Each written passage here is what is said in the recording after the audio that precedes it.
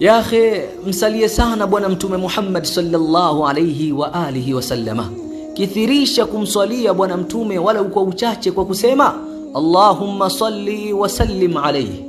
Kwa kumswalia mtume Muhammad sallallahu alayhi wasallama mara moja, Allah anakuswalia wewe mara 10.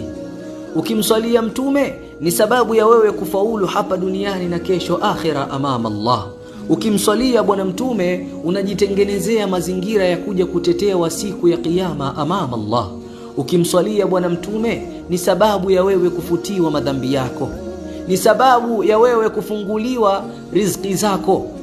Ukimswalia bwana mtume, matatizo yako, huzuni, stress zote zinaondoka, unapata amani ya moyo kwa kumswalia bwana mtume Muhammad sallallahu alayhi wa alihi wasallama. Ndio swala pekee, ndio ibada pekee ambayo ukiifanya wewe hata bila udhu inakubalika. Kwa nini usimswalie mtume?